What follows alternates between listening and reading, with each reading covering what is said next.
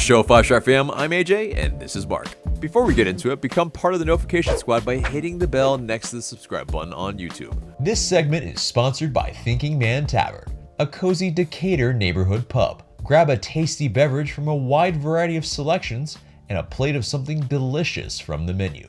To go, check out Thinking Man Tavern. And welcome to another episode of Five Stripe Weekly. And this week, unfortunately, we took our first L against Charlotte FC. And fairly annoying results because at the end of the day, the XG kind of favored us. But there was a fluky but kind of a wonder goal a little bit in a way that, an Olimpico beats Brad Guzan at his far post. He gets a hand on it. And it's an early goal that we were not able to ever find an equalizer. And definitely a very, very frustrating day at the Bank of America Stadium in Charlotte.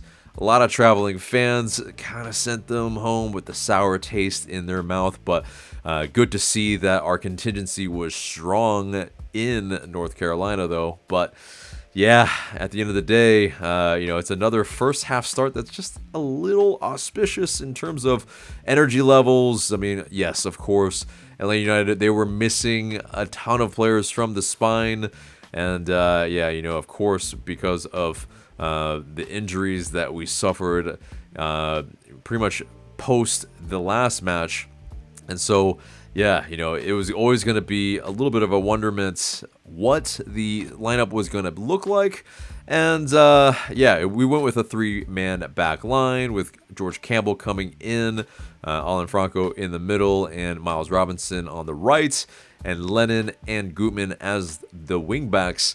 And then Dom Dwyer got the start up top, while, Almada and Marcelino Moreno were those wingers. And it's whether it was maybe like two up top or they definitely interchanged a good bit, but ultimately we seemed a little too passive, a little bit too ponderous on the ball before we really got our bearings, because Charlotte were pressing pretty high, really unsettling us. And I think that's where we kind of were at fault as well. We kind of let them just kind of get into the match, and we didn't press high.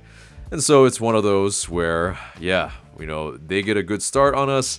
They were definitely in our half a lot. And, three corners pretty much in the span of, I can't even remember, but maybe like 5 or 6 minutes, like they were putting the pressure on. And it was, it was deserving, unfortunately.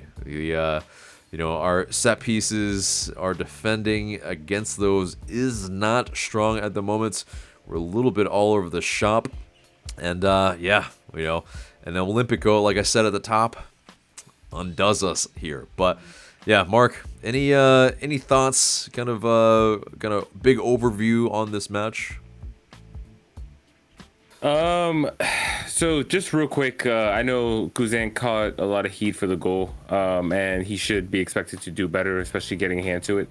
But it is a difficult technique. You don't really see a lot of players with the ability to even get that kind of bend on it. So, but you also referenced the XG, and it did favor Atlanta United, because like Charlotte didn't even have an XG of 1, and that was that's the thing for me, is that Charlotte didn't do anything spectacular other than the goal, of course, right? Like, they basically set up in their shape. They went through their passing sequences, and you know what? Like, they did put Atlanta United under pressure, but they didn't create very many chances. The thing is, Atlanta United didn't create very many chances either. Right. And I think, regardless of the amount of players that were missing, if I remember correctly, there was, 3-4 current or former DPs on the field.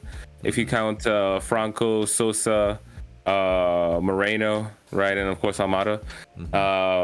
And so, and they kind of made a point on the broadcast. And yes, of course, Charlotte signed a lot of free agents, but they've only spent $13 million in transfer fees. Atlanta United spent $60 million on Almada alone. So, I still expect a better performance. I think if this were an anomaly, I would be less concerned. But it's been a trend, and we're now 6 games into the season, and pretty much there's only been one convincing performance, which was the opening day of the season. So, as I said after the game on Twitter, disappointed but not surprising, and I think that in itself is the real indictment.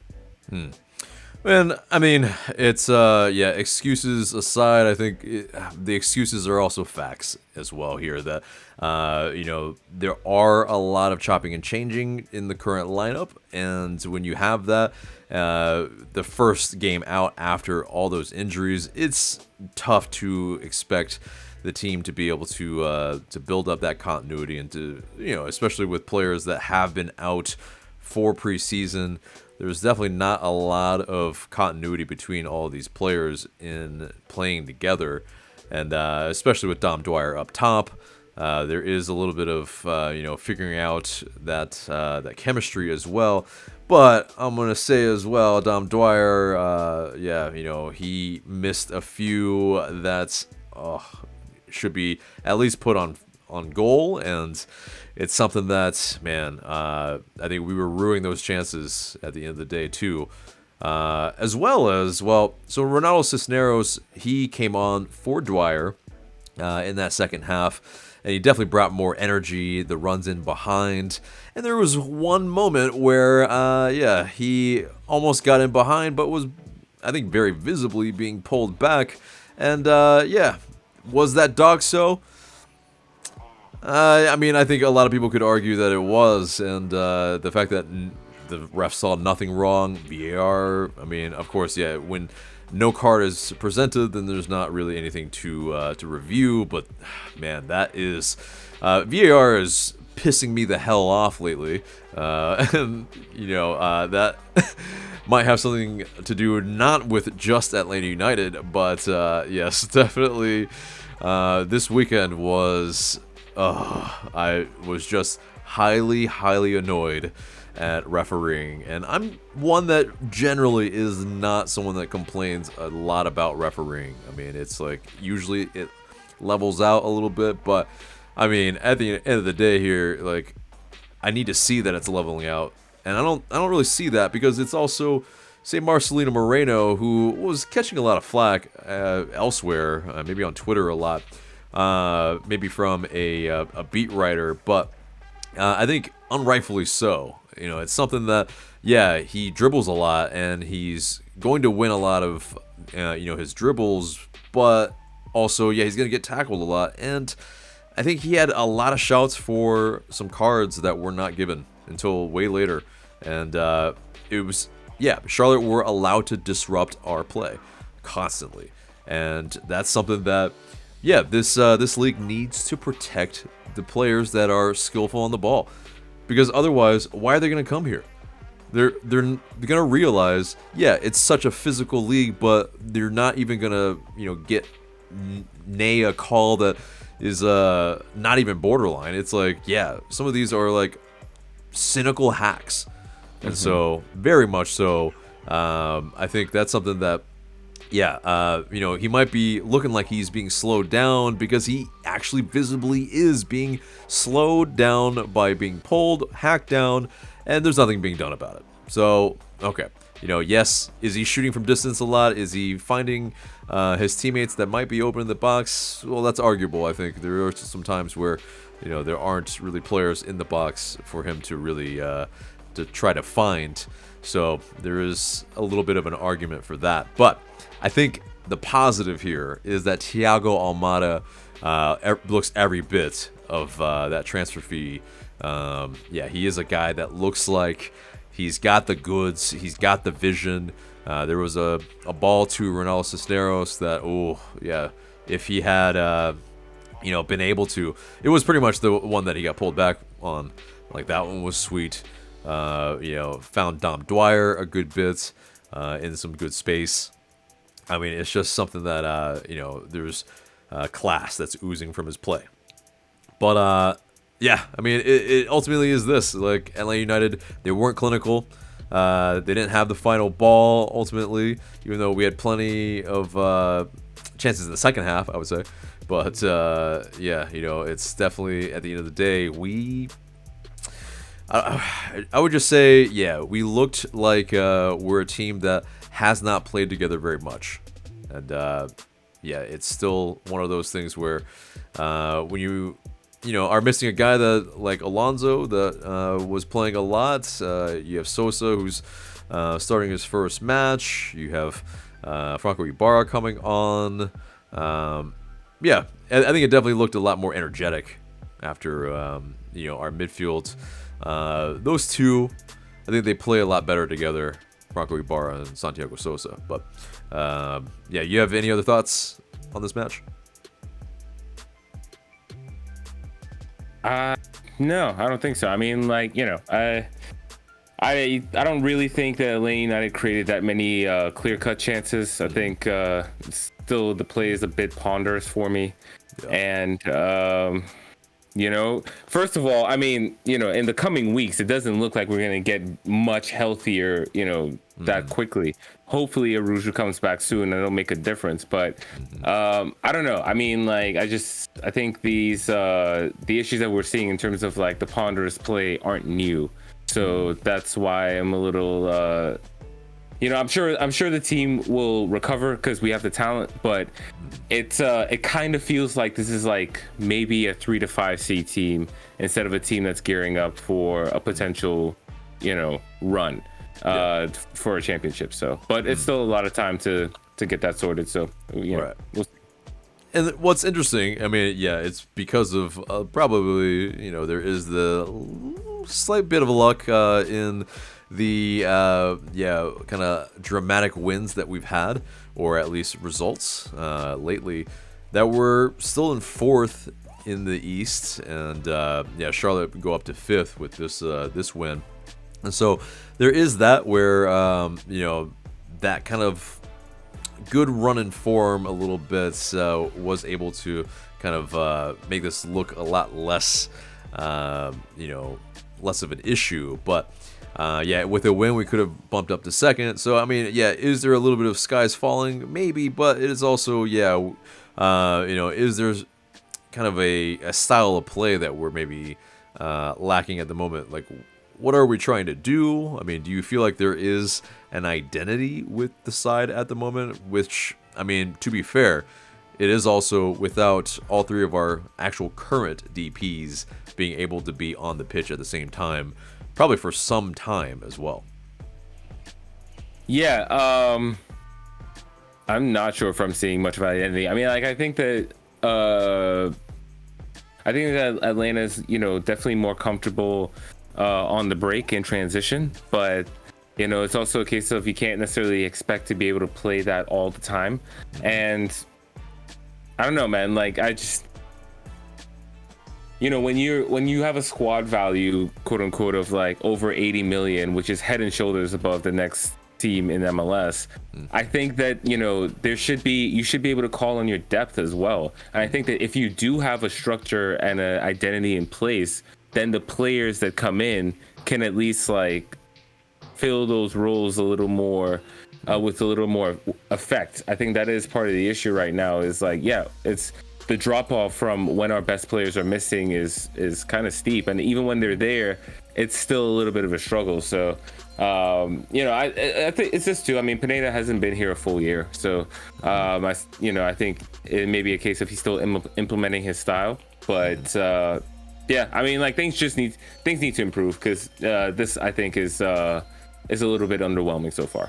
Yeah, and it's probably this is a process with Gonzalo Pineda. He's definitely a guy that seems like he's here for the long term, and at least how the front office is kind of I think showing him as kind of the long term guy in this job. And so I think it's something that's hopefully we do start seeing some more pattern of play, something that's we start seeing where kind of direction wise he's trying to bring this club. And obviously we all want to see not only swashbuckling football, but also the football that's, we're in control of the match and not just where we have to, maybe smash and grab.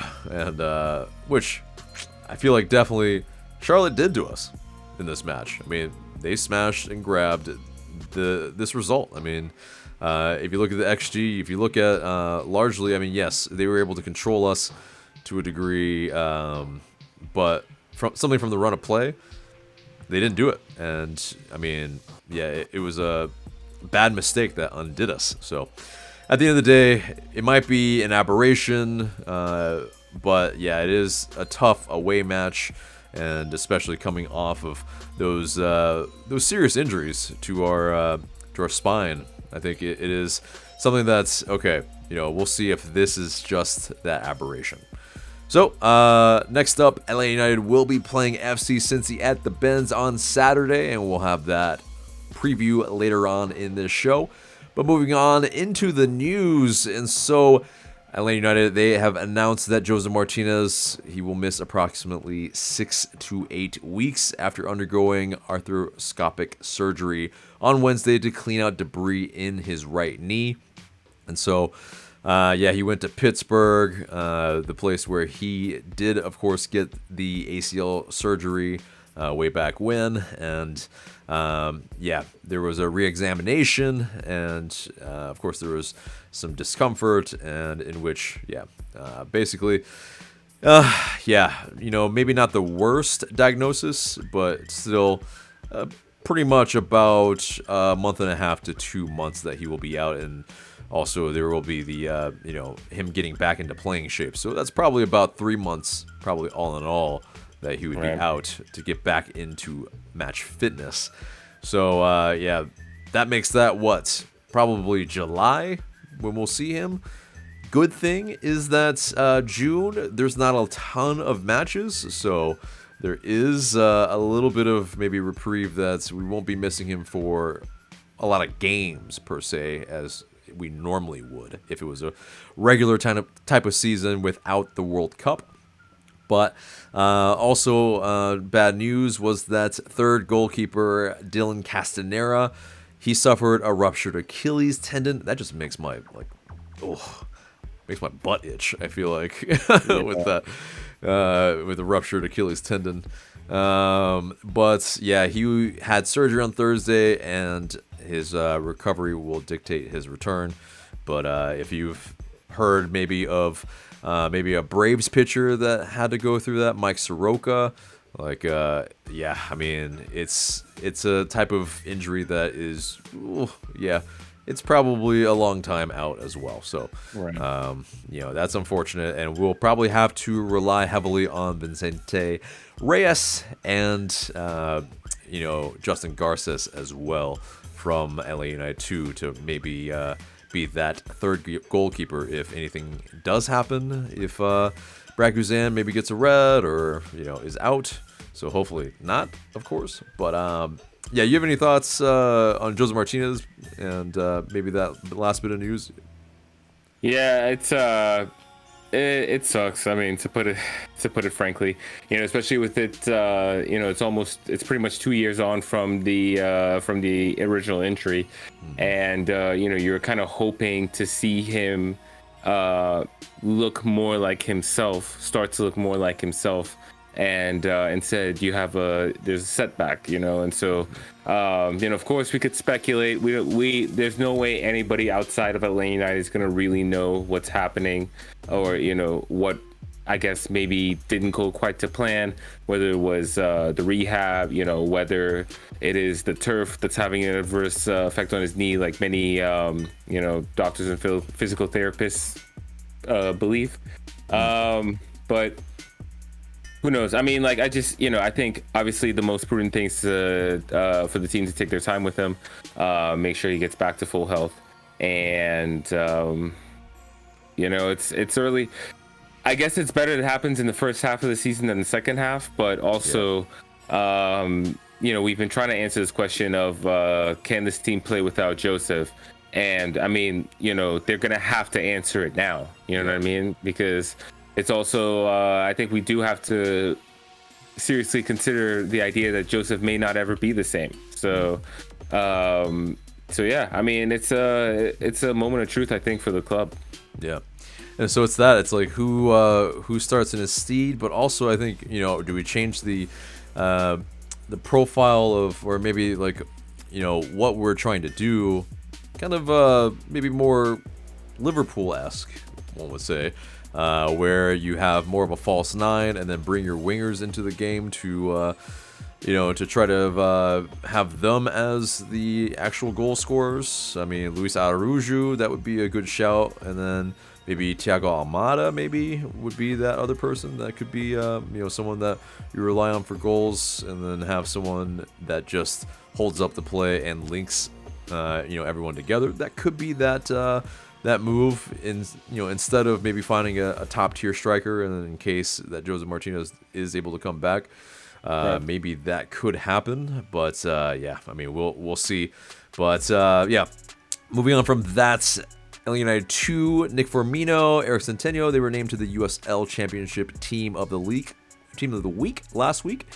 So congrats to them. Unfortunately, Atlanta United 2, they fell 4-0 to Detroit City on Saturday night at Fifth Third Bank Stadium. Oof, definitely not a great result at home, but yeah, Nelson Orji made his first appearance for Atlanta, while Cristiano Bruletti and Emenike Nwogu made their professional debuts. So congrats to those boys. And last two bits of news, injuries are kind of going around, not only former Five Stripes, but potential Five Stripes of yesteryear. But Ezequiel Barco, he came out of the River Plate game on the 30th due to injury, and that was against Argentinos Juniors.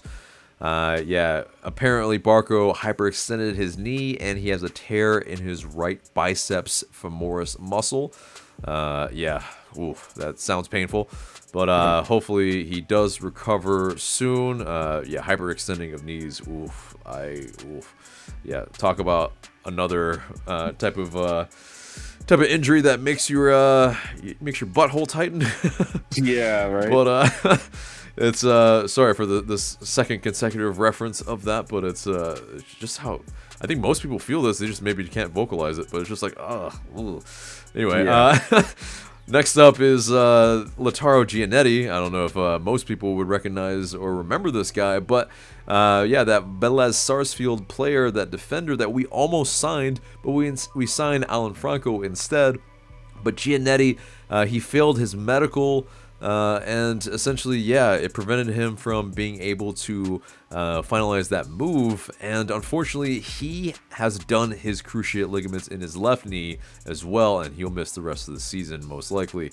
And so, I mean, I think we missed a bullet there. That's definitely something that we knew when we saw that medical. So definitely, hopefully not.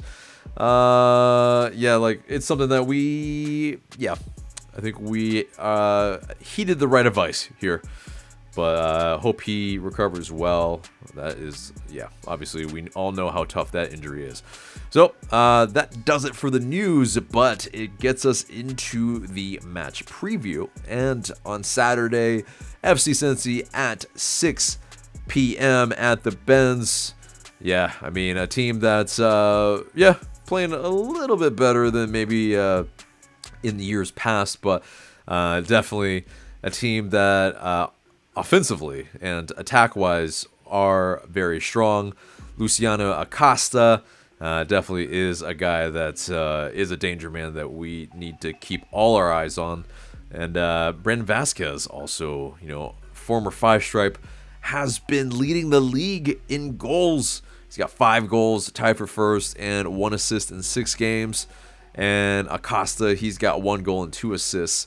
And he's got 23 key passes, tied for first in 6 games. Thank you to Marc for putting that together. But, also, though, I mean, from kind of last season, key departures were Joe Giao and then also Camileo Macajo. But the key acquisitions, of course, Alec Can, who is our former backup keeper, and yeah, he's been playing every game for them pretty much. And yeah, unfortunately, that back line is not saving him. Whether he's looked good or not, I mean, that back line is leaking goals for him, and unfortunately, he is too. But Raymond Gaddis also out of retirement. He rejoined his former coach, Pat Noonan, at FC Cincy here. So definitely a team that has some firepower up top. Whether we can take advantage of their kind of frailties in defense, we shall see. But yeah, in terms of the predictions from sports writers, they definitely have them kind of in and around that wooden spoon territory. And so, yeah, I think it's a team that we probably should beat. So, getting into that, what it might look like for the squad that will be playing them, that starting 11. So, Guzan, between the sticks, I don't think you take them out, no matter what, kind of the error is anyway. It's just like, yeah. Unless you really are trying to maybe send a message or something, but it's, yeah, right. This is the captain of the squad. Is, yeah, hard pressed that I see, he's going to be taken out. So, Goose, between the sticks, who's your back line, though? And what is it going to be? 5-man? 3-man? 4-man? Yeah, I think we return to the 4-man. I think especially at home against a team, like you said, that, they should probably be looking for 3 points. So I think Hernandez returns to the side. He actually didn't play at all last week, which I think that's the first game that he hasn't appeared in, if I have that correctly. And then Robinson, Franco, and Gutman, I think, retain their spots. So I think Campbell misses out this week, just because, not anything to do with his play necessarily, but as we've talked about, I think that if you're going with a center back pair, I think the first choice pair is Robinson and Franco. Yeah. And I don't doubt you on that, but yeah, my first choice here, although Robinson didn't really have the best match this previous match, actually. Like, there were a lot of cheap giveaways, his touch wasn't quite there, and yeah, there was a little bit of just not quite kind of the Miles Robinson that we know. Yeah, kind of supporting the... He's unfortunately, I think, out of form a little bit, and yeah. Right. But I think, yeah, he's the he's the out and out starter. I actually have Campbell as the other guy. I think it was pretty telling that Franco was the first player off in terms of in the back line. So sure. I think George Campbell, he's been earning his minutes, and so I think he gets that start here. Gutman as well for me at left back, of course. Lennon is that right back for me. I think Ronald Hernandez has to kind of earn it at this point. Like, Lennon has been creating a lot of chances from right back, and so definitely I think he persists there. Now into midfield, I think maybe he's match fit or maybe he's not, but I think Ibarra gets the start, and Santiago Sosa as well. Them two, like I said at the top of the show, seem to have that chemistry, and I think them two will be tasked with a good amount of having to track a lot of Luciano Acosta. But what about you? Who's in midfield for you? I think it's going to be Sosa and Sejdic. And so, obviously 4-2-3-1. I'm not sure if Ibarra would be necessarily entrusted to start this one because he's still working his way back. I could see him definitely making an appearance. And also, I think with it being the midfield too, I think the discipline of Sejdic would be preferred in this case. Yeah, because I mean, definitely yellow cards. They will accumulate between the both of those two in Sosa and Ibarra.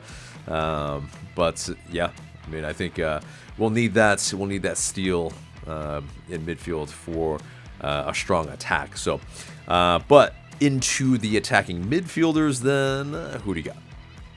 I have Lennon at right wing, Moreno in the middle, or You know what? No, I think Almada will be in the middle and Moreno on the left. I mean, as we know, they interchange. But I think Moreno will spend maybe a little more time on the wing, dribbling at people. Whereas Almada, he seems a little bit more of a natural, dictating the game, connecting, that sort of thing. So I think Almada will spend more time in his, what I believe to be his most natural position, which is number 10. Oh wait, and so who did you have for right wing? Lennon. Okay, yeah. So interesting. But yeah, I will have Jake Mulroney at the right wing, cutting in on his left, and yeah, Moreno, I think, yeah, definitely is more suited on that left side. I think at the moment as that guy who's running at that the right back. I think yeah, that should suit that well as your point there with Almada that. Yeah, he's pulling the strings, at least definitely last match as well. He's making things happen, and I think, yeah, he's that guy that we'll be relying on to make the majority of our chances here. Now, up top, yeah, I think it's Ronaldo Cisneros, who's definitely, I think, with those different types of runs, especially the running in behind, yeah, I want to see more of Almada and Cisneros play together because I think that's just preferred in my mind. Those balls in behind, those early balls, those that's how I want to see us play, and those are like for me those best chances. I'm not a Route One type of football fan. I am not too keen on that style, and so I think this is something that's hopefully Ronaldo Cisneros is match fits and can, well, I think it's maybe this. He'll at least start the match and, maybe one of the other strikers kind of spells him after that. But what do you think? Yeah, and you know what? I agree, and I think that this will be a theme with the striker position in general, where different guys will be given opportunities, and you kind of have to grab it. And so so far we've seen Don Dwyer get a chance, we've seen Jackson Conway get a chance, and quite frankly, I mean, I'm sure for you as well as me and a lot of other people, Cisneros made an impression in those 30 minutes or so that he got. So yeah, I would love to see him get the start. I think that. Especially with Joseph out, he's probably our most physically capable striker, right? That combination of size and speed. He's got, I think he's 25 years old, right? So he's got a little bit of, he's in the prime of his career. So yeah, I would love to see him get the start, and just somebody has to make it theirs. While Joseph is out, and maybe it's not just the scoring goals or expecting to score like Joseph, but doing those things like making the runs, working hard off the ball, holding up the ball, and so on. Definitely need an impact from that striker position, because I think that'll go a long way towards the attack looking better and the team looking better. Yeah. And definitely, yeah, he brought that energy and that pace, especially going after lost causes, too. He was able to save a ball from going out for a goal kick and kicked it back into play, or not back into play, but kicked it into play further back. And so that definitely was something that's, kept our possession going. And that was something that's caught my eye. And, those runs in behind, yes, hopefully more of that. But let's get into this score prediction then. What do you think, Mark? I think this one's going to be a struggle. I think it's going to be 1-1. And this is in part because, as you kind of mentioned, Cincinnati's playing a little better than they normally do. Yes, they've lost their last 2 games, but keep something to note, they didn't play this weekend. So they're going to be coming in on 2 weeks rest. I think they tend to give Atlanta United trouble at home because, of how they're naturally going to play. And so, I think it'll be a lot of, we'll see a lot of Atlanta United, or a lot of Cincinnati rather, bunkering in and potentially Atlanta United passing the ball around, looking and trying to probe. So, I also don't think we're going to be a lot healthier than we were this past weekend. So, yeah, I think probably maybe won't have enough for 3 points. So I think it's going to be 1-1. Yeah. And I think the attack is going to be something that will be actually on show in this match. I think it will be a 2-2 draw. Luciano Acosta, always a thorn in our side, and hopefully he's not, but I have a feeling he will be, and I think he might have a part to play in both of those goals for them.